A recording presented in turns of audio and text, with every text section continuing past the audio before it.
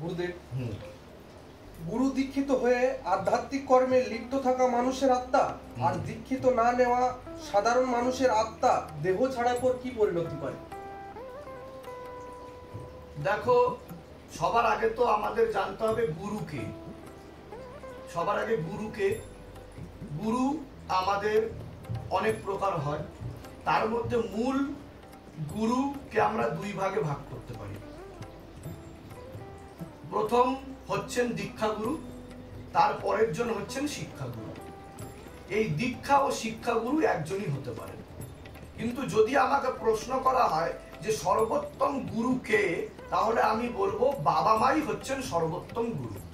পিতা মাতা, যিনি পিতা মাতাকে শ্রদ্ধা করতে জানেন না, যিনি পিতা মাতার প্রতি ভক্তি করতে জানেন না, যিনি পিতা মাতার প্রতি সবসময় ঝুঁকে থাকতে জানেন না, তিনি কোনোদিনও তার জীবনে সঠিক গুরু প্রাপ্ত হতে পারেন না।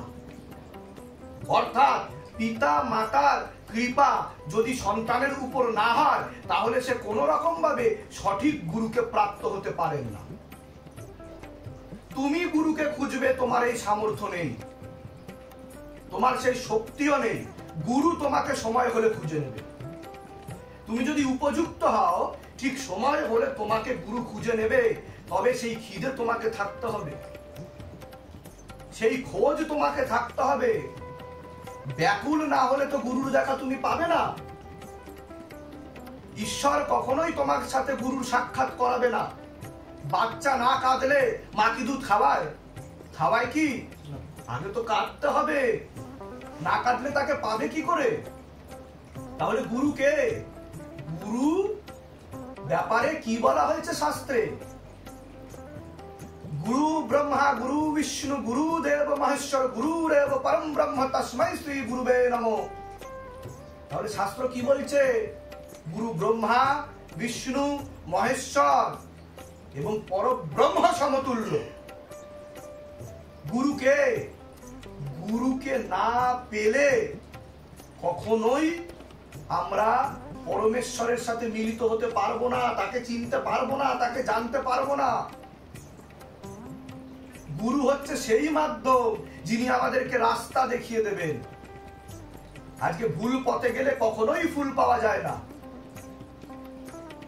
তুমি যদি অ্যাড্রেসই না জানো, তাহলে গন্তব্যে পৌঁছাবে কি করে? পারবে? পারবে কি? পারবে না গন্তব্যে পৌঁছাতে। অতএব সেই রাস্তাটা কে দেখাবে? গুরু স্বয়ং দেখাবে।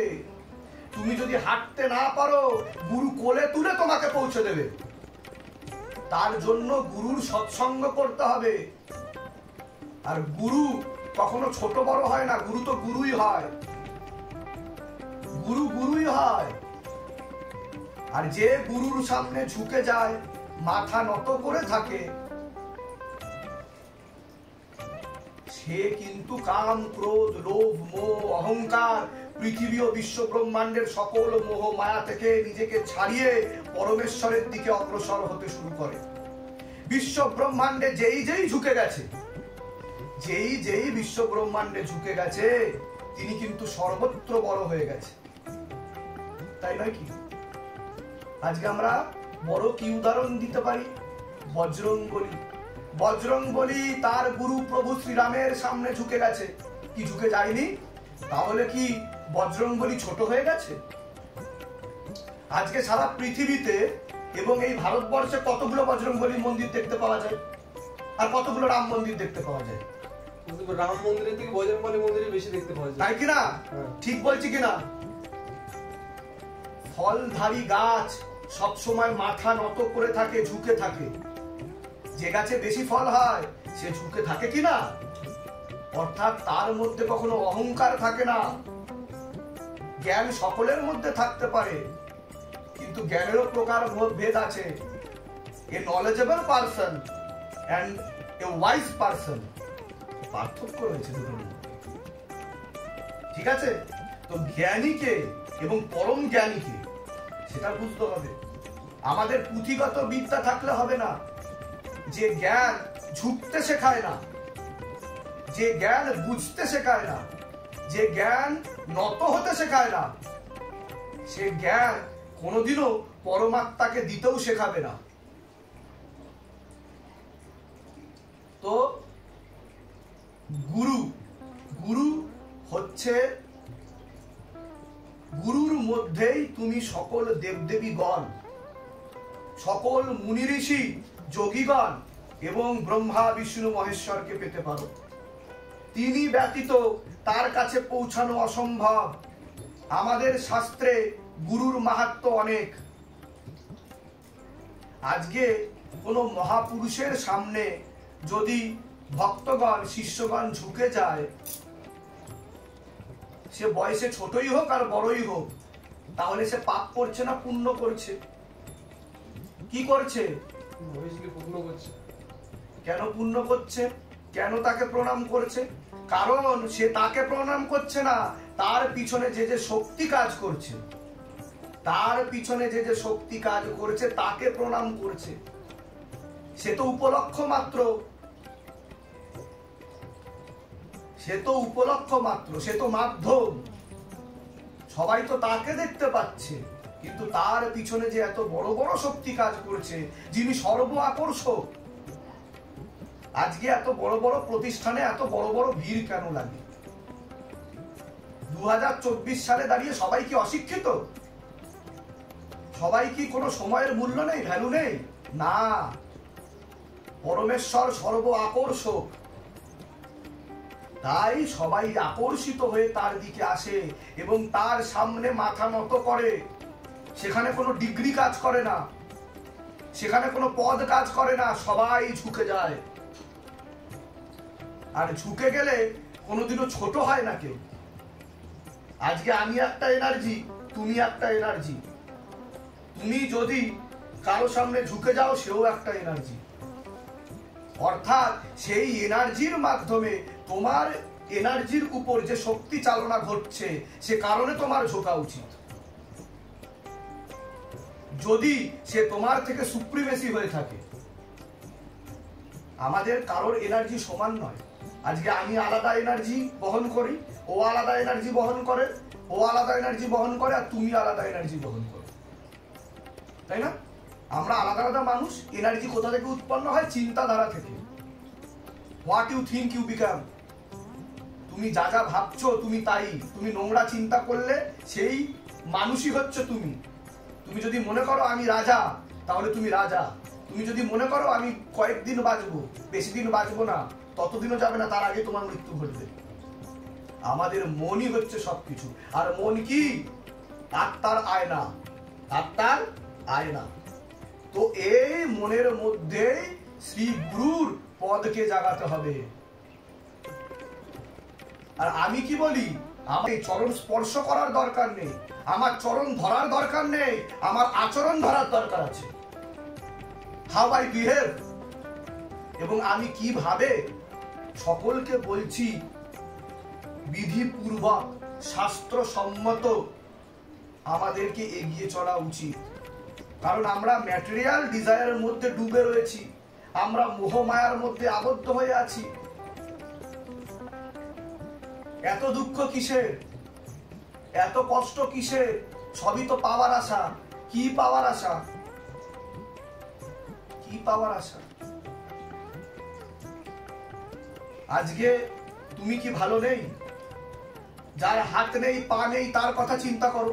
যে চোখে দেখতে পায় না, যে অন্ধ, তার কথা চিন্তা করো। তুমি অনেক ভালো আছো বাস্তবিক। অতএব তোমার একটাই কর্ম হওয়া উচিত, পরমেশ্বরের সাথে নিজেকে যুক্ত রেখে গুরুর আদেশ পালন করে কর্ম করে যাওয়া। আর যার গুরু নেই, তার বাবা মাও নেই। বাবা মা কি শুধুমাত্র জন্ম দিলেই হয়? শুধুমাত্র জন্ম দিলেই কি বাবা মা হয়? হয় কি? তাহলে প্রত্যেক আত্মার স্পিরিট গাইড থাকে। স্পিরিট গাইড যে বাবা মা নির্বাচন করে, যা আমাদের কর্মের দ্বারা উৎপন্ন হয়। এই কর্মের মাধ্যমেই আমরা কোন কুলে কোন বাবা মা প্রাপ্ত হব তা ঠিক হয়। তার ফলে আমাদের সেই লোকে এবং সেই কুলে, সেই বংশে আমাদের জন্ম হয়। আর আমরা কি রকম বাবা মা পাবো তার নির্ধারণ করবে আমাদের কর্ম। ভগবান আমাদের পাপ পুণ্যের কোনো ভাগ নেয় না। তিনি তো মহৎ, তিনি চায় আমরা সুখী থাকি।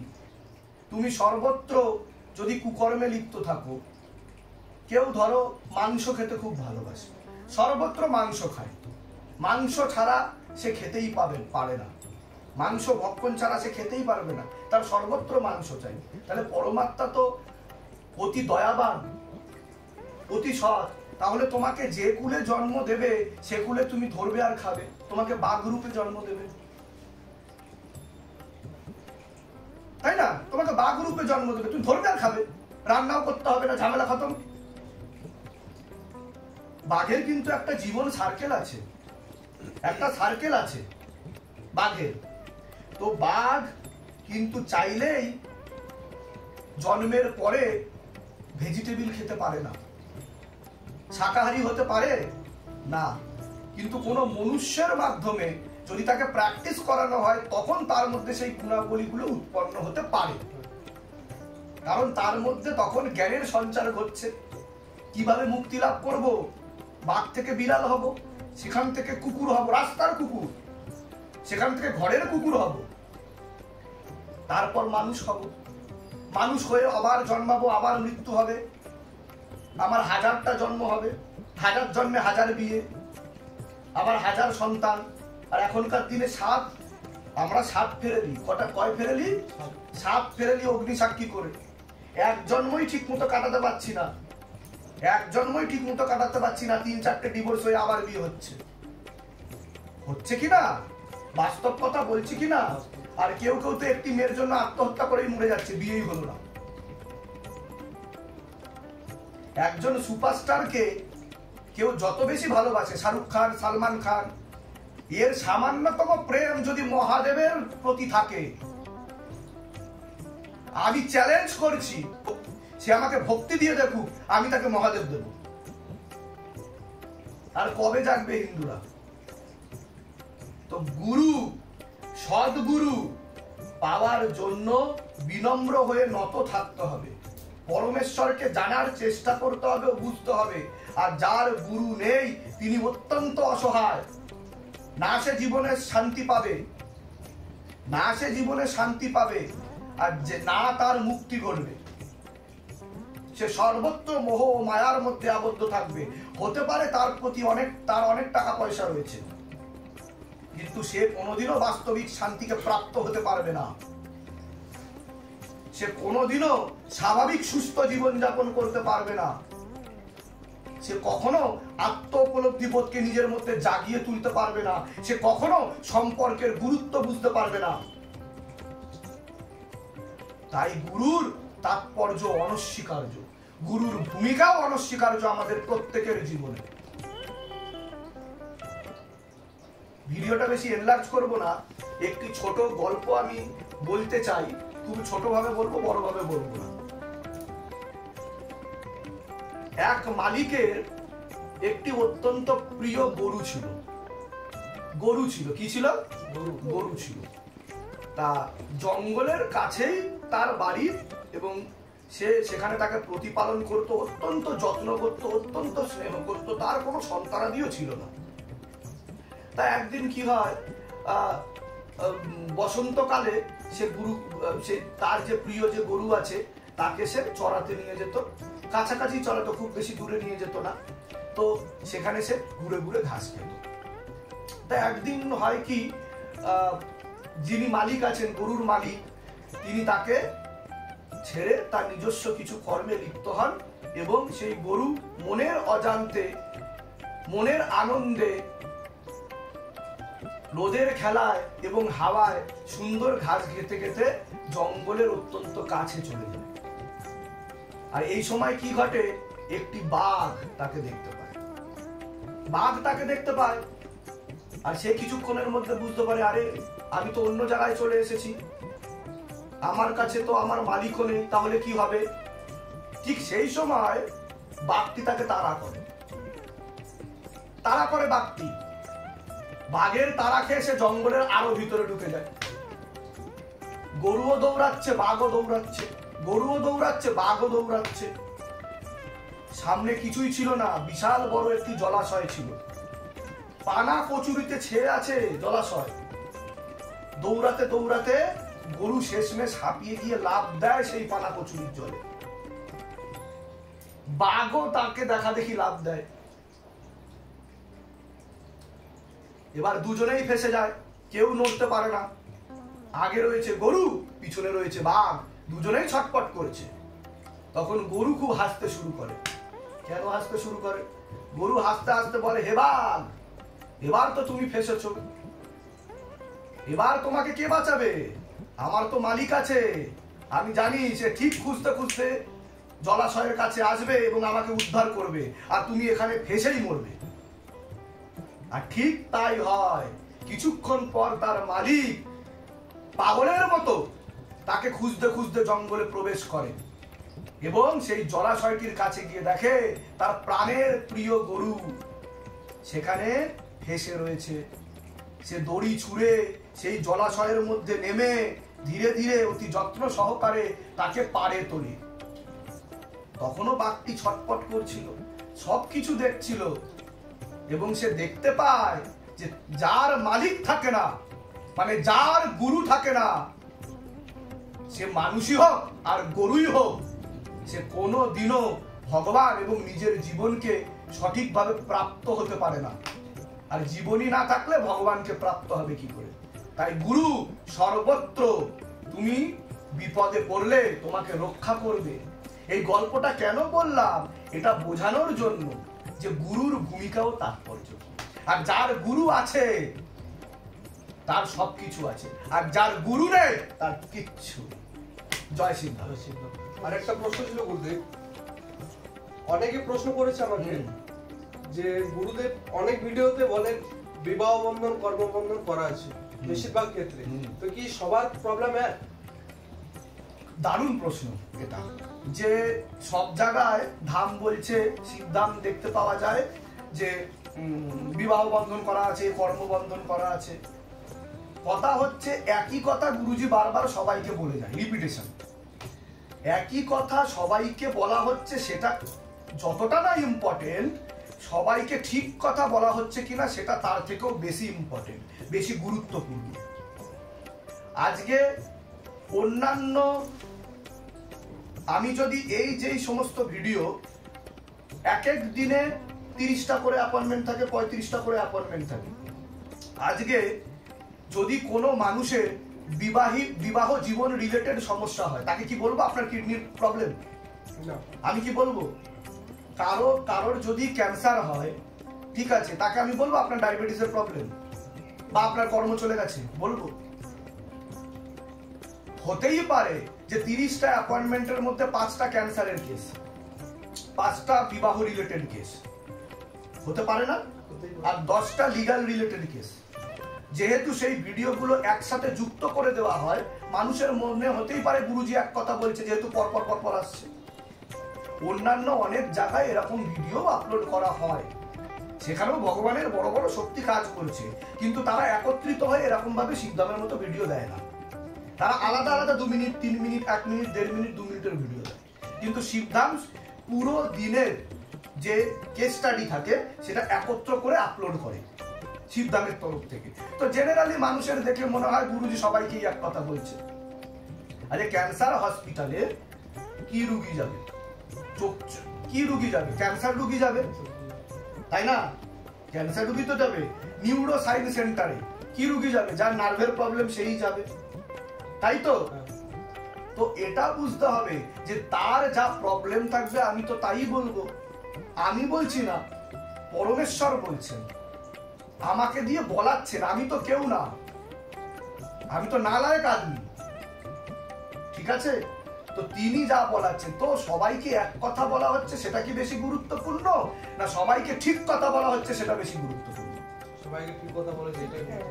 আজকে বর্তমান সময়ে সকলে মোহ মায়ার মধ্যে আবদ্ধ আছে, অ্যাজ আই সেড বিফোর। তো বিবাহ কর্ম রিলেটেড সমস্যা ম্যাক্সিমাম ঘরে রয়েছে, আর ম্যাক্সিমাম ঘরে এখন নিউক্লিয়ার ফ্যামিলি, জয়েন্ট ফ্যামিলি নেই, জয়েন্ট ফ্যামিলি নেই, সবাই সেপারেশনে বিলিভ করে, আলাদা আলাদা ফ্ল্যাট হয়ে যাচ্ছে। নিজেদের ঘরের ঠাকুর দেবতা তুলে দিচ্ছে, সিংহাসনই নেই, মন্দিরে পুজো দিতে যাওয়াও ভুলে যাচ্ছে আস্তে আস্তে।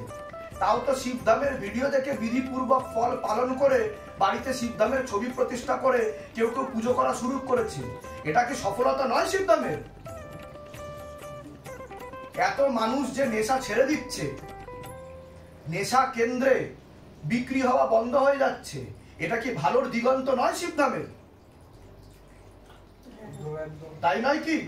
তা শিবধাম যে আশার আলো দেখায়, যে জ্ঞানের আলো দেখায়, তার মাধ্যমে জগৎ কল্যাণ সাধন হয়। আজকে একই কথা বারবার বলছি, সেটাই ইম্পর্টেন্ট নয়, সে সমস্যা সঠিক কিনা সেটা গুরুত্বপূর্ণ না, সেটা ভুল হচ্ছে সেটা গুরুত্বপূর্ণ। আজকে যে কটা কথা বলা হচ্ছে তারা তো সেই সমস্যা নিয়েই আসছেন। আপনি আসুন না অন্য সমস্যা নিয়ে, আসুন, আমিও তো বলি আপনি আসুন। আপনার যদি কেউ কেউ আমাকে ও প্রশ্ন করে, আপনি এত ব্যক্তিগত সমস্যা নিয়ে রয়েছেন, এখানে যুদ্ধ হচ্ছে সেখানে যুদ্ধ হচ্ছে, সেই সব ব্যাপারে নিয়ে আপনি সলিউশন কেন দেন না, কেন আপনি বলেন না? তাহলে আপনি আসুন আমার কাছে সেই সমস্যা নিয়ে। আপনি যখন এখানে আসছেন, আপনি কি যুদ্ধের বিষয়ে প্রশ্ন করেন? করেন কি? আপনার যদি এত চিন্তা হয়ে থাকে, তাহলে আপনি নিজের ব্যাপারে প্রশ্ন না করে, নিজের ফ্যামিলি রিলেটেড বিষয়ে না প্রশ্ন করে, আপনি সেই বিষয়ে প্রশ্ন করুন। প্রশ্ন তো আপনাকে করতে হবে, শিবধাম তো আপনাদের জন্য রয়েছে। কেউ তো আসুক শিবধামে প্রশ্ন করতে, শিবধাম অবশ্যই বলে দেবে সে কথা। তার জন্য আর্জি লাগাতে হবে নিজের মনে। আর শিবধাম কিন্তু প্রশ্নের আগে সমস্যা বলে। আপনার প্রশ্নের আগে সমস্যা বলে দেওয়া হয়, সমাধানটা তো দেওয়া হয়ই, কিন্তু আপনি কি সমস্যা নিয়ে আসছেন তা আগে থেকে বলে দেওয়া হয়। এই না যে আপনাকে আগে থেকে জিজ্ঞাসা করা হয়, হয় কি জিজ্ঞাসা করা যে তোমার কি সমস্যা বলো? এটাই হচ্ছে শক্তির পরিচয়, এটা হচ্ছে শক্তির পরিচয়। তো এই শক্তির পরিচয় সেখানেই দেওয়া যায় যেখানে সত্যি শক্তি প্রকট থাকে। তো এটা আমাদেরকে বুঝতে হবে। আজকে এত লোক শিবধামে আসছে, কারোর ভিডিও কেটে কেটে বাদ দিয়ে দেওয়া হয় না। শিবধাম যে বেশি গুরুত্বপূর্ণ তাকেই শুধু দেখালাম, মানে 25টা কেস স্টাডি হলো, 25 জন লোক অ্যাপয়েন্টমেন্ট নিয়ে আসলো, আমি কি করলাম 23টা অ্যাপয়েন্টমেন্ট কেটে বাদ দিয়ে দিলাম। তারা তো ইম্পর্টেন্ট না, তারা দেখিয়ে কি করব? তাহলে দুটো দেখাই। শিবধাম সেগুলো করে না, সকলেরটা দেখায়। কেন দেখায়? তার কারণ সত্যতা যাচাইয়ের জন্য, ডকুমেন্টারি জন্য। যারা শক্তিকে অবিশ্বাস করে অহংকার বসে, তারা জানুক শিবধাম যা আগে থেকে বলে দেয় তার বাইরে আপনি বলতে পারবেন না, আপনার ক্ষমতা নেই তার বাইরে বলা। যদি আপনার ক্ষমতা থাকে আপনি বলে দেখান, আমি যা বলবো আপনার বুকে আপনি তাই লিখে নিয়ে আসবেন বুকের পকেটে। আপনার বলার ক্ষমতা নেই তার বাইরে, আপনি বলবেনও না, যা আমি আগে থেকে বলে দেব। এটাই শিবধামের চ্যালেঞ্জ। তো এ কারণে সমস্যা আপনার যা থাকবে শিবধাম আপনাকে তাই বলবে। আপনার ক্যান্সার থাকলে আপনাকে বলবে আপনার ক্যান্সার আছে, তখন কি বলবে আপনার ডিভোর্সের যোগ, আপনার বিবাহিত জীবনে সমস্যা, বা আপনার কর্ম নেই। সমস্যা তো কত প্রকার হতে পারে, ইজ নট ইট? হতে তো পারে, কিন্তু সকলের তো আলাদা আলাদা সমস্যা। কারোর বাড়ি সংক্রান্ত সমস্যা থাকে, জমি সংক্রান্ত সমস্যা থাকে, থাকে কি থাকে না? সবার সমস্যা তো এক নয়। হ্যাঁ, একটা দুটো হয়তো মিলতে পারে সমস্যা, তোমার সাথে অন্যের একটা দুটো সমস্যা মিলে গেল, তারপরে সব সমস্যা মিলে যাবে? মিলবে কি? আর কারোর যদি এত বড় ক্ষমতা থাকে, অনেকে বলে ম্যাজিশিয়ানরা ম্যাজিক দেখায়, ম্যাজিশিয়ানরা ম্যাজিক দেখায়। তা যদি তারা ম্যাজিক দেখায়, তারা যদি শিবধাম যা যা করছে করে দেখাচ্ছে, তারা যদি করে দেখাতে পারে, আমি বলবো তারা একটা ধাম খুলে বসুক। আমি তাদেরকে ওপেন চ্যালেঞ্জ দিচ্ছি, তারা ধাম খুলে বসুক এবং সেই সমস্যার সমাধানও দিয়ে দেখাক। আজকে শিবধাম থেকে শুধু শিবধামের ছবি প্রতিষ্ঠা করে গৃহবন্ধন, লক্ষ্মীবন্ধন, কবচ অনেক দূরের কথা। আমি কাউকে পার্সোনালি বলি না এগুলো নিতেই হবে, এটা যার যার ব্যক্তিগত ব্যাপার, নিলে নেবে, না নিলে না নেবে। এখানে কোনো প্রণামীও নেওয়া হয় না। আপনি আপনার সমস্যা নিয়ে আসছেন এবং তা শিবধাম থেকে বলে দেওয়া হচ্ছে। কেন বলে দেওয়া হচ্ছে? কারণ এই বিশ্বাসটা জাগানোর জন্য যে তিনি আছেন, তিনি রয়েছেন, সবকিছুকে ছেড়ে তার চরণ ধরুন, তার সাথে যুক্ত হন। আমি আমার সাথে যুক্ত করতে আপনাদের আসিনি, আমি এসেছি তার সাথে যুক্ত করতে। আপনাদের প্রত্যেক ঘরে ঘরে শিবধামের ছবি প্রতিষ্ঠা হওয়ার দরকার রয়েছে। আমরা আমাদের পরম্পরাকে ভুলে গেছি। আমরা আমাদের বাবা মাকে সম্মান করব কি করে? আমরা আমাদের সম্পর্ককে বাঁচাবো কি করে? যে এক পুরুষে সুখী নয়, যে এক নারীতে সুখী নয়, সে বাস্তবিক জীবনে শান্তি পাবে কি করে? পাবে কি করে? তার জন্য আগে ভগবানের চরণ আশ্রিত হওয়া উচিত। তবে তো বুঝতে পারবে যে আমি কে, আমি কে, তবে তো তাকে আমি বুঝতে পারবো। আশা করছি আমার যে কথাগুলো আমি তোমাকে বলেছি তুমি তোমার প্রশ্নের উত্তর পেয়েছো। জয় শ্রী, জয় শ্রী। জয় শ্রী।